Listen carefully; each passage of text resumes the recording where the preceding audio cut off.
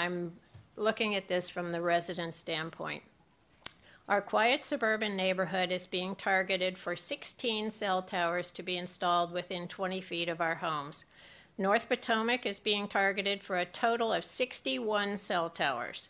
These 5G towers would emit radio frequency radiation into our yards, our homes, and our bodies 24 hours a day, 365 days a year. And not surprisingly, cell towers would likely decrease our property values by up to 20%. In the past few weeks, the results of the huge Ramazzini study and the peer review of the National Toxicology Program were published. In very simple terms, and something we can't avoid thinking about, the rodents in the $25 million National Toxicology Program developed unusual types of cancers when exposed to radiation similar to that associated with cell phones. The rodents in the Ramazzini study developed the same unusual types of cancers when exposed to radiation at levels that would be allowed in the 5G cell towers. Even more alarming, some cell phone users have developed these same unusual types of cancer. The FCC is currently relying on safety standards set in 1996, which were based on studies done in the 1980s. According to a new investigative article, the FCC has long been known to whitewash problems and quash scientific research on radiation from cell phones and towers. We do not consent to be human subjects used as laboratory rats in this radiation experiment. The county cannot get liability insurance because, according to a recent article, insurance companies will not sell policies that cover cell phone or presumably cell tower radiation. It's time to press the pause button on 5G in residential areas. The current research points to potentially catastrophic outcomes if the current path is taken. We need to look for alternative ways to accommodate our increasing needs for cell service that will not harm the citizens of Montgomery County. According to the Environmental Health Trust, wired fiber optic connections are safer, faster, more reliable, provide greater capacity, and are more cyber secure. In closing, I ask that you think long and hard about this. This is not about finding pretty cell towers or bowing to the demands of the wireless companies or the FCC.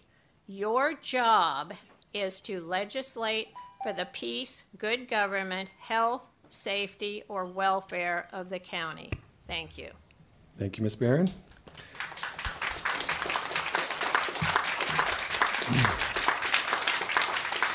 Okay. Pedro Zavarce. Good evening, council members. I'm here tonight to voice my opposition to the proposed changes to the wireless regulations in the strongest possible terms. It has been my experience and of others here tonight that the current wireless regulations, never mind the proposed ones, are not being adhered to in either spirit or fact by either the wireless companies or county administrative agencies. The county's application process is, in my experience, a farce. Applicants are afforded opportunities before multiple agencies to advocate for their applications in public and behind closed doors. In their applications, wireless companies provide inaccurate, misleading, and just completely false information to support their objectives. County representatives who are supposed to evaluate the data provided by the companies not only lack the technical knowledge to make informed decisions, but are reaching conclusions without sufficient information, and they do not even verify the data that is provided. As one Tower Committee member said to us, we don't read the applications, we're just a rubber stamp. After intimately following an application in my neighborhood, I have concluded the county has not only abdicated its responsibility for independently vetting tower applications, but foisted this responsibility onto its citizens to do this for them. I say this because, as affected residents and homeowners, my neighbors and I, confronted with the proposed tower and obvious administrative failures, invested thousands of man-hours and $10,000s of dollars to seek accurate application evaluations. We had one opportunity to voice our concerns regarding the proposed tower in our neighborhood before the hearing examiner. But by designating some monopoles as limited use, the county eliminates even this one opportunity. The ZTA will allow wireless companies to attach their antenna and equipment in and outside right-of-ways, bypassing the public review process. In essence, the legislation concludes that citizens' concerns and information about antenna and equipment bristling up and disfiguring our neighborhoods are all irrelevant. All I read in the ZTA are concessions to the wireless companies. Show me the balance in this legislation. Can anyone on this council point out where the ZTA adds opportunities for citizens to voice their concerns? What happens when the companies do not abide by the regulations again? What happens when their measuring is sloppy again? Where do the citizens go for relief? Or would this ZTA design the process so that it would be too late to matter? I thought long and hard tonight about testifying because I kept coming back to what's the point? I have seen firsthand how county assists wireless companies to perfect their applications, and county administrative representatives don't know the rules that they are supposed to be applying. And they don't even recognize when information is missing that they need to make informed, independent decisions. County regulations, current and proposed, are so heavily biased to favor the wireless industry that it makes me think that this hearing is just window dressing too. Thank you very much. ZTA 1802 on behalf of the Montgomery County Civic Federation. I'm Harriet Quinn, Chair of the MCCF Planning and Land Use Committee. Our organization represents civic and homeowners associations across the county. First, we'd like to thank Mitsuko Herrera for all the work she and her staff have done to hold public forums and establish web pages to explain the issues related to the ZTA.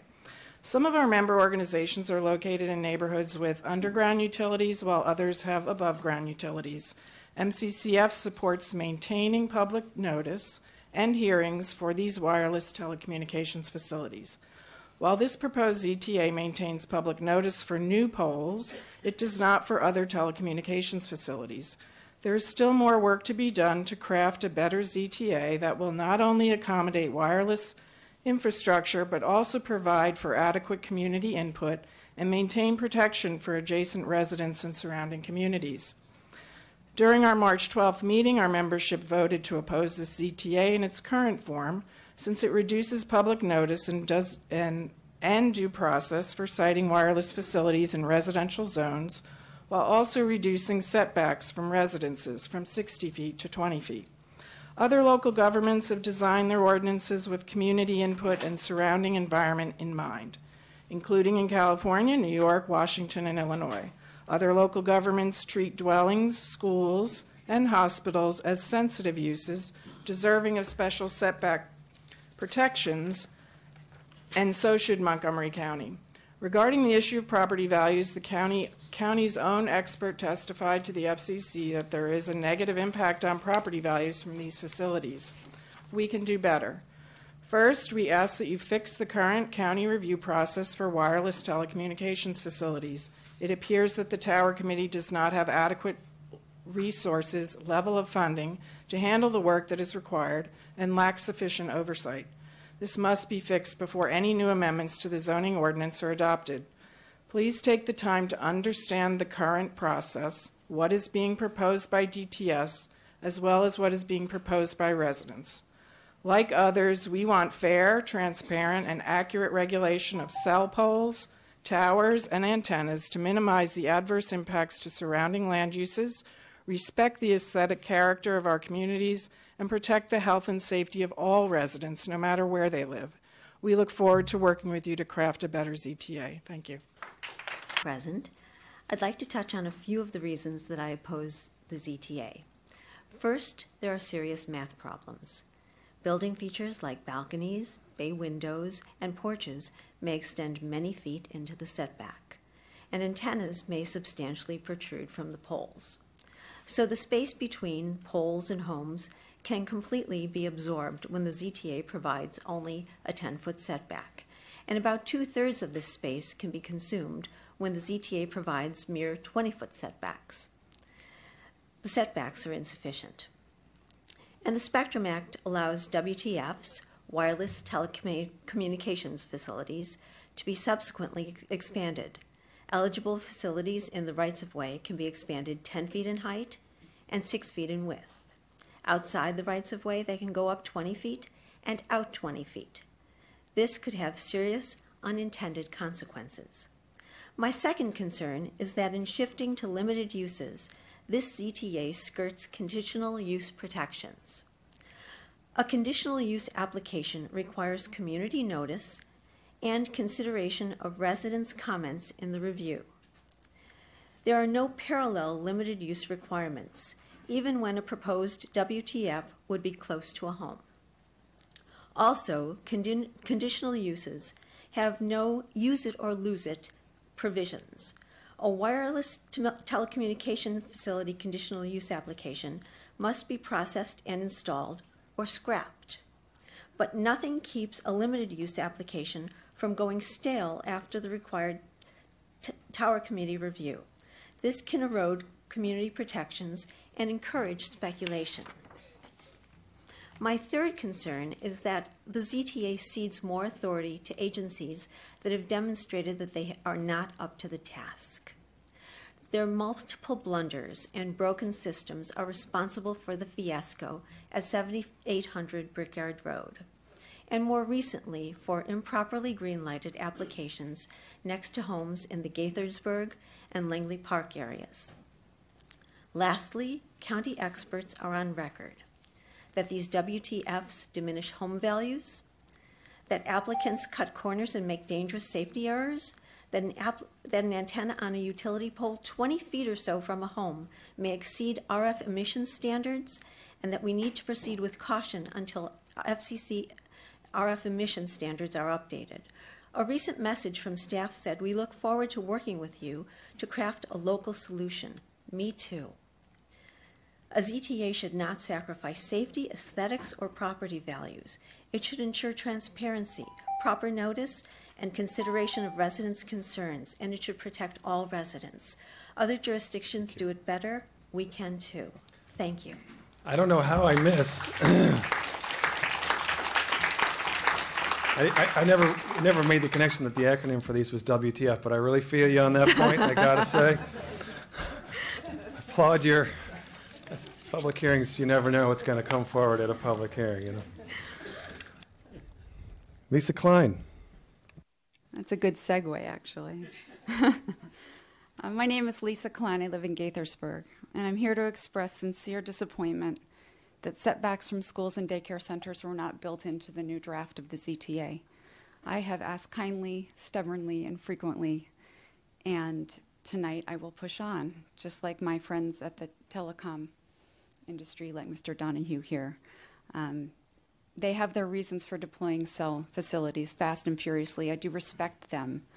There are some of those reasons, these demands, quote unquote, are suspicious for putting cell towers in front of our homes, and those include playing Pokemon Go more seamlessly. Doesn't seem like a real demand to me. We've been told that kids waiting at the bus stop are asking for faster download speeds. Not sure that's a reason there. So I think we do need to step back a little bit and ask ourselves about priorities and some bigger questions when we go forth with 5G or 6G or whatever it happens to be. My reasons for opposing 5G have all been stated, but they really are worth stating again. This stuff is untested on kids. Council President, you know this. You went to Chairman Pai yourself with Ike Leggett and Jamie Raskin to ask for updated safety standards. John Delaney did the same, and I have his statement here as well. I know we all feel strongly about this, and we really need to do something about it. I don't know what that is, but I can cite the city of Walnut, California, who in Chapter 25 of their city code say telecom towers and antennas shall not be located within 1,500 feet of any school.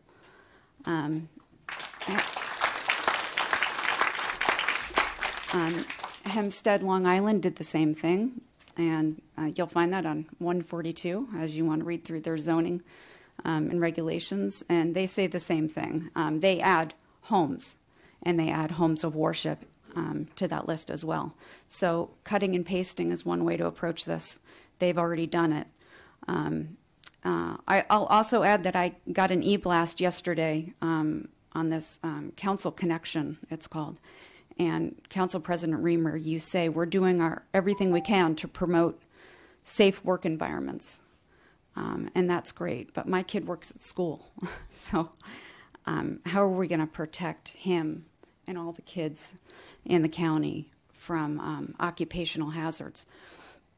I will just add in my remaining 13 seconds, there are a couple of things I'd also like to see in there, like the ability to call for an inspection within 24 hours of a cell tower that may be out of compliance because 1 in 10 are upon the nearest property owner's request. And finally, to require liability coverage of the applicants. Thank you very much.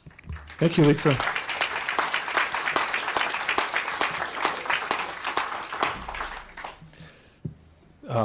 Mr. Zients is taking notes, and he will peruse all the testimony, and recommendations that are received through the testimony will be considered, and we'll hear from council staff about all recommendations. So thank you. Donna Freshwater. Good evening. My name is Donna Freshwater. I live in North Potomac. This evening, I offer strong opposition to ZTA 1802. I'll acknowledge there is and will continue to be greater demand for wireless services in Montgomery County. This headlong rush to create a new problem to serve an industry's latest and greatest shiny and new bauble is not, in my opinion, in our county's best interest.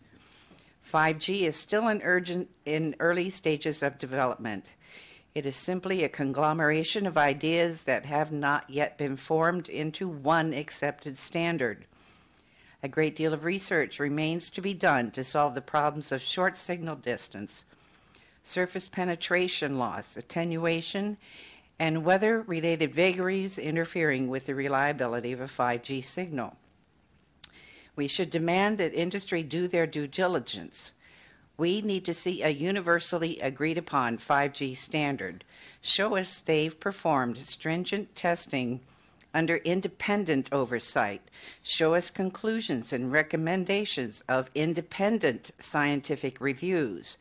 Verify industry is working with a universally agreed upon standard for safety and reliability before rolling it out to the public.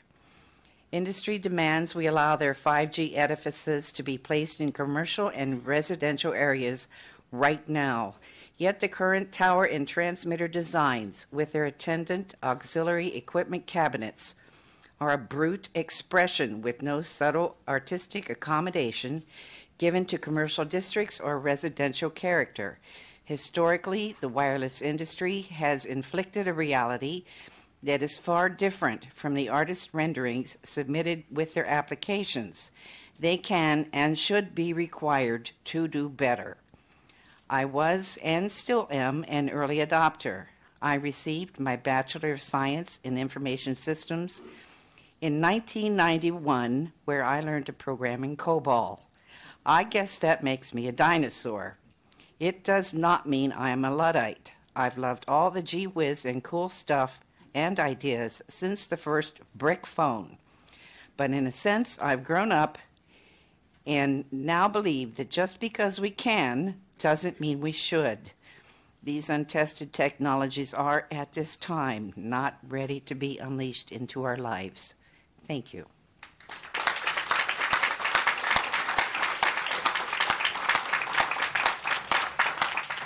Thank you, Ms. Freshwater. And I'll just expand on a comment I made a moment ago. The ZTA that we have received was prepared by the executive branch, and we will take it up at committee and at council, and we will do our best to respond to all that we hear, and we will see how the conversation goes. So we thank the executive for the effort that his team has put into formulating this, and now it's on us to consider everything that we've heard carefully. And that concludes this panel. Thank you very much. Our next panel, Tammy Howie, Roseanne Hurwitz, David Walters, Rick Meyer, Devang Shah, and Robert Janku.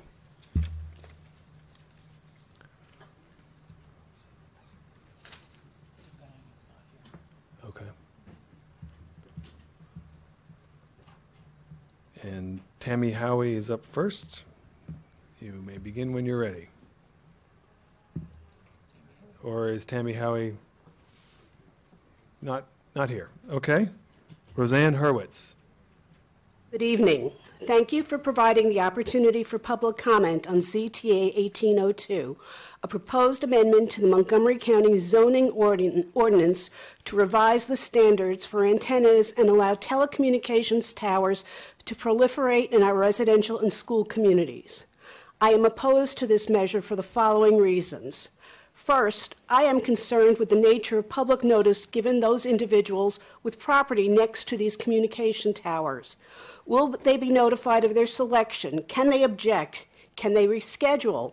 Our streets don't get repaved without notice to the residents. Routine maintenance does not happen to our electrical lines and water pipes without notice to those impacted. And why are we assuming that the cell tower vendors are a public utility company that everyone needs and justifies a monopoly? Don't different cell tower providers have different technology? Allowing these towers to grow in our communities and on our schools is more than just adding height to our existing light posts. The use will not only grow our existing towers towards the sky, it will also create mini boxes on our lawns and existing green space that will require maintenance and add potential hazardous materials in the boxes. We have experienced in our county that extremes in weather, and sometimes even without weather, our lights, landlines, and water systems stop working. Why add another set of technology in our neighborhood that won't work? We're told that we need this technology to address additional wireless capacity and the future Internet of Things. Do residents even understand what the Internet of Things can do? IoT connects electronic devices so they talk to each other.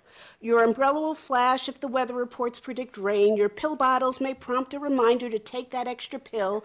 Your lights and thermostats can be turned on remotely to provide a well-lit and warm house when returning from vacation.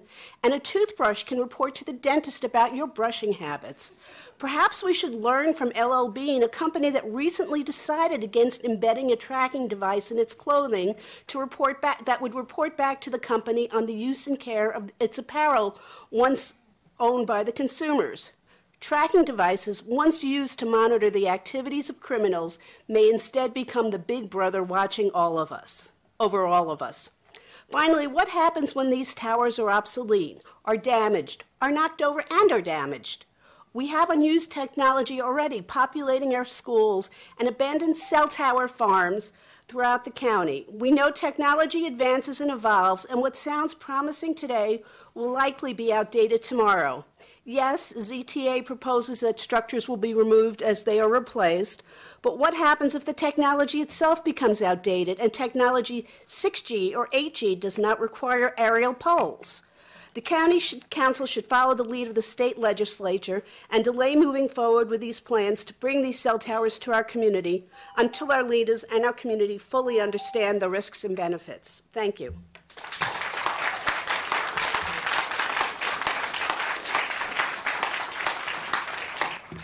Thank you, Ms. Hurwitz. David Walters. Rick Meyer. Yes, my name is Rick Meyer, and I'm here tonight as a member of the Montgomery County Coalition for the Control of Cell Towers, MC4T. During the past 6 months, MC4T physically inventoried almost 50 distributed antenna system DAS poles in Montgomery County in 4 separate regions: Norbeck, Langley Park, Potomac, and North Potomac.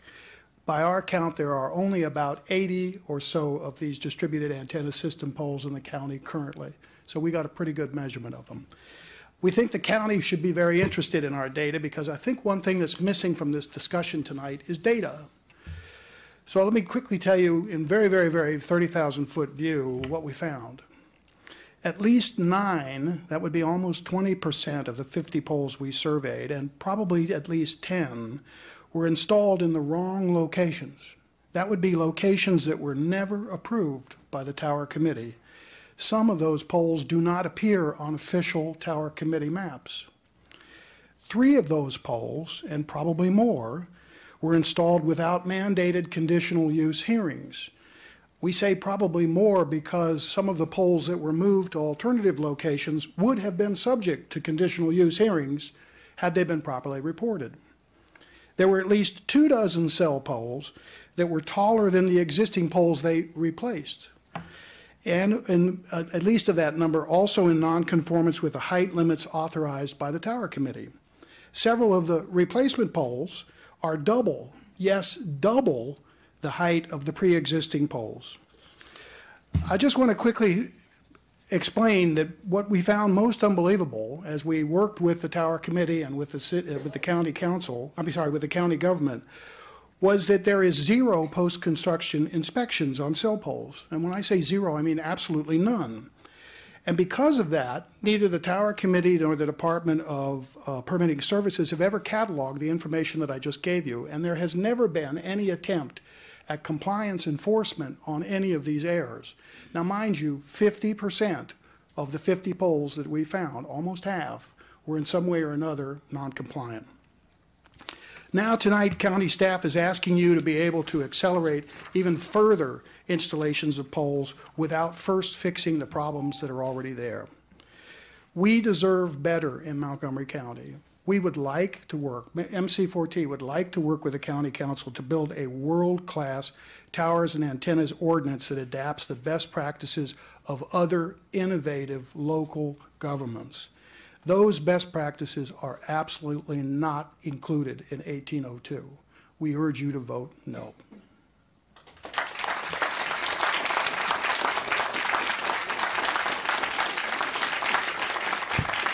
Thank you, Mr. Meyer. And I hope if you haven't sent them under separate cover, you'll send in what recommendations you think we should be considering. We'd like to share more data with you. Very good. And we'll certainly ask the county executives team to respond to the data that you have compiled. I don't see Devang Shah, so Robert Janku. Thank you. My name is Robert Janku. Greetings. I am from Wesley. This ZTA needs a statement that cell towers are not allowed in the underground utility right-of-way in residential neighborhoods. The current conditional use lets bureaucrats too much discretion. There needs to be some means of correcting Tower Committee mistakes. How was it that the Tower Committee recommended 16 cell towers for Dufeef, Flint's Grove, and Wesley with the current zoning? The city of Gaithersburg has banned cell towers in the underground utility right-of-way in residential neighborhoods while allowing cell towers on residential buildings. Ocean City reached an agreement with Crown Castle to keep towers out of residential neighborhoods to preserve beach views. You need to be clear with tower companies that you will not accept shoddy work before they will negotiate. We need to figure out how to maintain citizens' property values so real estate tax revenues will not decline, even with the cell tower companies paying 5% of revenue for cell towers in the utility right-of-way. My back-of-the-envelope calculation shows the county losing $250,000 in revenue per year on the installation of 61 dash towers. The loss in tax revenue would be $5.5 million with a 40% build-out. Check my numbers out.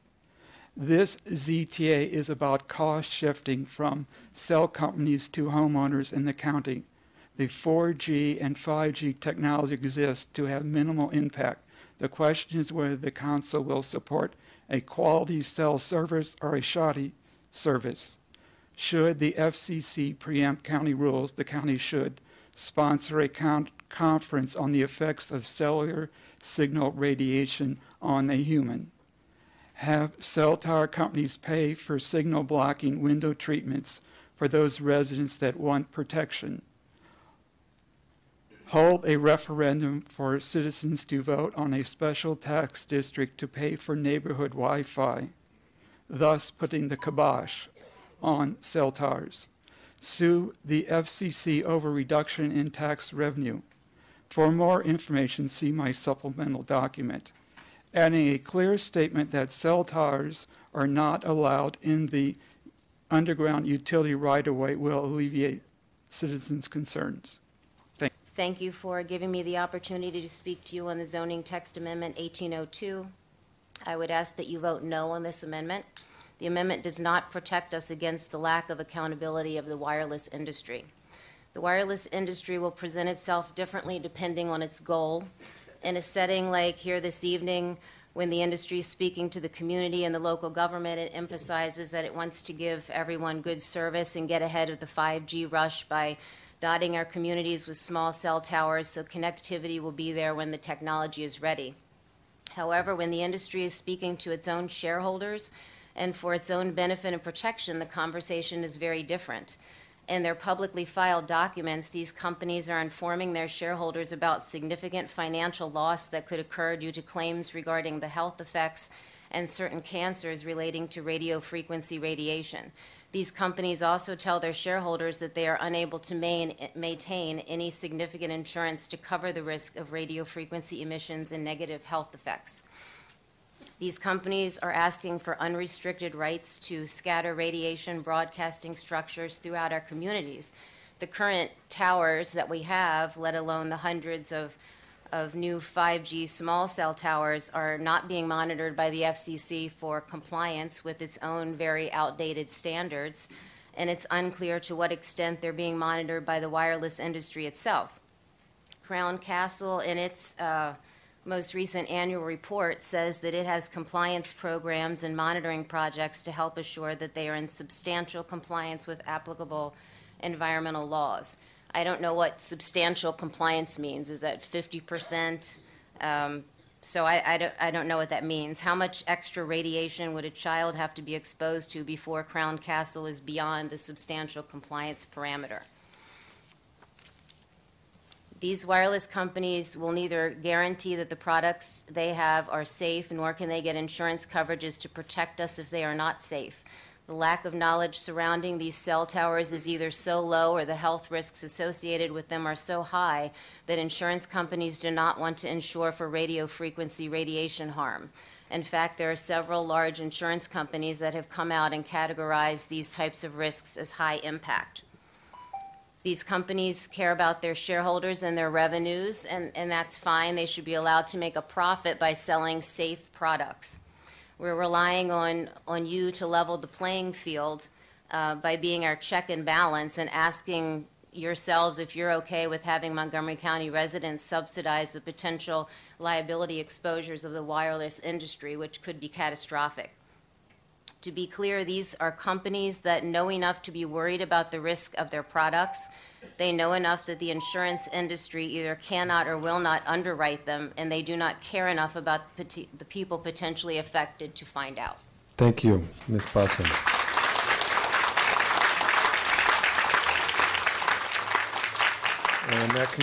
And I'm Executive Director of Environmental Health Trust, and we're a scientific think tank with many scientific advisors. You can go on our website and learn more about our organization, ehtrust.org.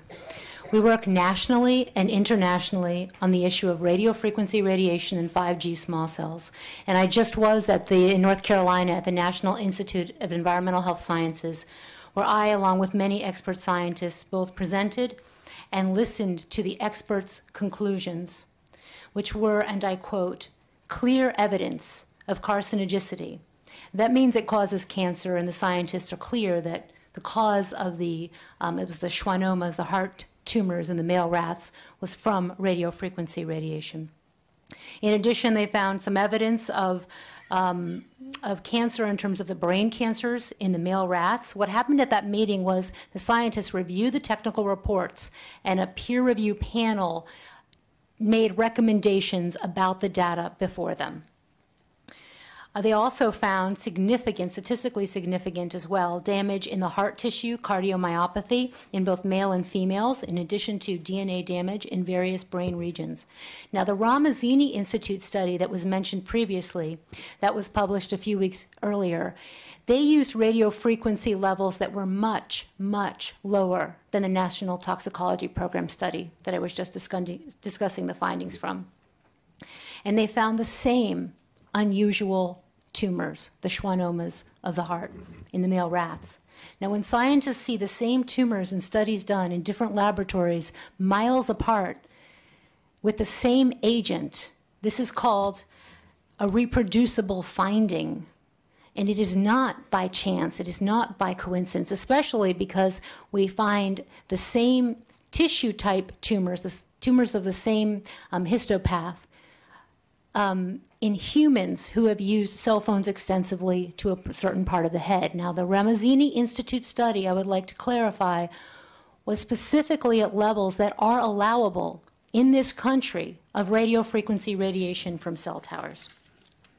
And I'm going to quote Dr. Anthony Miller, who's a longtime World Health advisor and also one of our senior advisors to EHT. This animal evidence confirms that radiofrequency radiation is a human carcinogen, and there are in fact several scientists who are stating that the WHO, the World Health Organization, needs to now do that the small cell rollout is being presented as bridging the digital divide, despite the fact that it will do no such thing as quantified by research. And there are a lot of environmental justice issues that that I could talk about had I the time due to the health disparities in this country. And I would finalize. Does that mean that I'm done, or that I have 30 more seconds? Thank you, Ms. Garata. Okay, I would just say that in Switzerland, they have much lower radio frequency limits, and they just voted no to increasing them for 5G. Thank you so much. Thank you.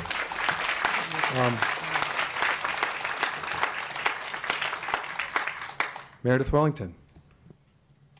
I'm Meredith Wellington. Thank you very much for this opportunity to speak this evening. Montgomery County will have 5G, but we must do it in the right way. All residents of the county are entitled to protection from the health, safety, and aesthetic impacts of cell towers and antennas through zoning and building permit processes that are transparent and responsive to the county residents' welfare. Neither preemption concerns nor the telecommunications lobby should drive the council and executive to adopt wholesale changes to the zoning code that fail to adequately protect county residents. I am opposed to this ZTA as currently drafted. I urge the council and the executive, before adopting any changes to the zoning code, to conduct a thorough review of the current approval requirements and procedures for the county's telecommunications transmission facilities. You have already heard from numerous residents about the mistakes that have been made in the process that is currently used. To be blunt, you don't have enough information to make an informed decision on this ZTA. When you do that review, you should include statutory and regulatory requirements adopted by other local jurisdictions, as people have just said, best practices that could be adopted by our county. You know, our county used to lead the way in best practices. We were the ones everybody was copying, and we need to do that again. Only after a transparent and effective regulatory scheme reflecting these best practices is in place and appropriately enforced can the council properly evaluate the provisions of ZTA 1802. But you know, it's not just the procedure that is flawed. It's also a lot of the substance in this bill, and you've also heard already from a lot of residents about that.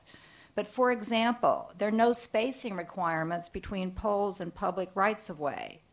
There are no concentration limits, no screening requirements or restrictions on extension equipment for rooftop poles and antennas.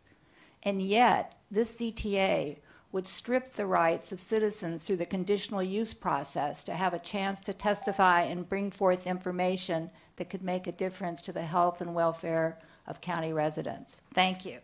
Thank you. I'm an elementary school teacher in Montgomery County. I am adamantly opposed to allowing zoning to be modified to allow for small cell towers because their safety is not certain. The amendments change the height and distance requirements for towers and would let telecom companies place a cell tower at eye level on a telephone pole in my front yard, inches away from where I walk each day. Also, to accommodate 5G, there could be another cell tower every 250 feet in my neighborhood. No one knows now what the effects of 5G microwave radiation would have on me, the children walking to school each day, moms pushing strollers on the street. This huge proliferation of cell towers so close to my body would expose me, my family, and neighbors to an astronomical level of microwave radiation no human beings have ever experienced before. I feel strongly it is a violation of my First Amendment rights to be part of a telecom company experiment with a technology that has had no government safety testing. Recently, 236 worldwide radiation scientists who have published more than 2,000 peer-reviewed studies have warned against massively increasing the general population's exposure to radiation from 5G. I don't need to talk about the recent studies that have already been addressed, the Ramazi study and the NIH funded the National Toxicology Program. I don't need to talk about the home values that would be affected by the towers.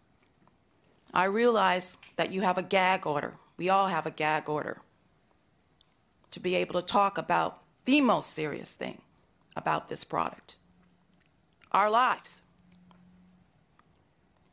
There are other privacy issues relating to the zoning of these towers, because they collect data as well as disseminate data to the household.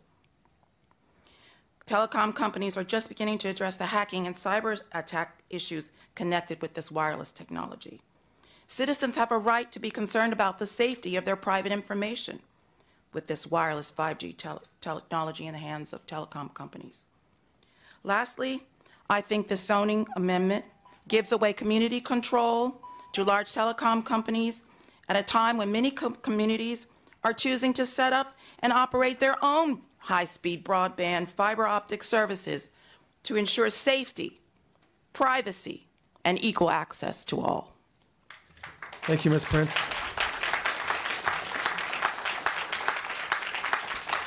And that concludes this evening's public. Oh, Mr. Leventhal. Mr. Leventhal.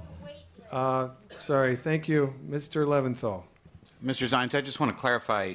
Ms. Prince said that the ZTA 1802 that's before us would allow the erection of a small cell tower at eye level in front of her home. Is that true? Does ZTA 1802 allow the construction of a small cell tower in front of Ms. Prince's home? I believe, excuse me, there's a minimum height to the antennas, and certainly it's above people's eye level. It might be at eye level if you're in a home across from it. If you're That is, if you're on the second story of a house. But it authorizes the erection of the towers in commercial zones. Yes, and I can't. I believe there's a minimum height limit. In commercial zones. No, in residential zones.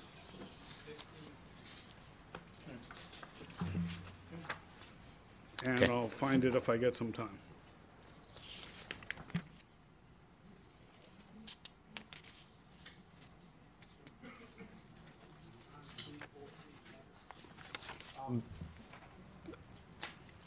While you're looking for that information, we allowed everyone to testify. We took everyone from the waiting list, I believe, several days ago and added them to the witness list. So if you signed up more recently than that, I'm sorry if you weren't able to testify this evening. But, check line 314, Jeff.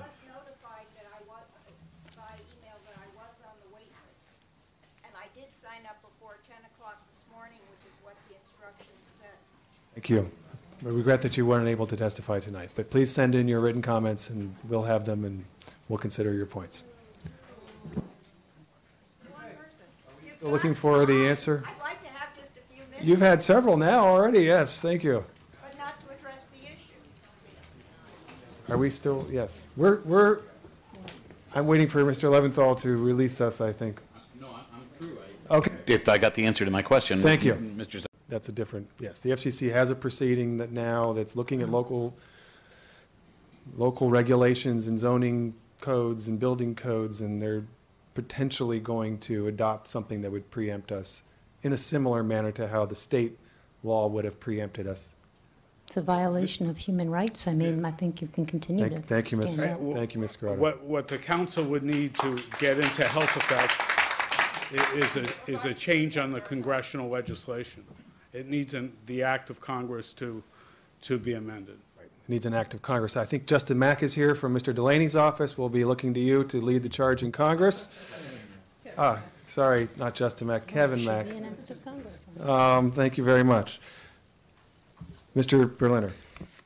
Well, just to continue this colloquy, if you will, Mr. Zions, we're being asked to do things with respect to this ZTA. What is the scope of our authority with respect to this subject matter?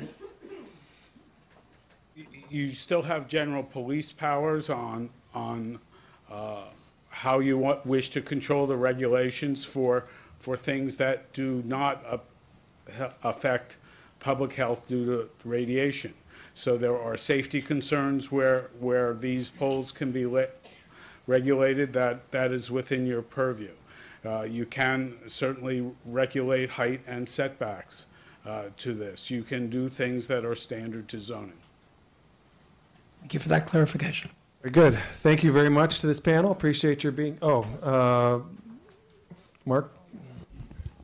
So along similar lines, if something's in the public right of way or the county's right of way, what is our right or ability to limit who accesses the right of way? The county has, with the council's approval, franchise agreements with about a half dozen entities that can go into the right of way.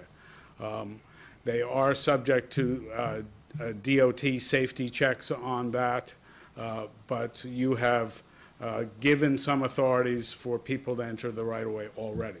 We have to grant anybody the right to enter the right of way. No, you don't. But you have to, whatever you do, you have to have everyone on an equal footing. You cannot say one company you can do X and another company you can do Y. And homeowners have the right, period, not to allow things on their property. Yes, we're not talking about private property. We're talking about public right of way for the most part. Although the ZTA does allow small cell on private property with the consent of the commercial owner. It doesn't allow them on single family houses. Sorry, Okay. I ran out of. Thank you.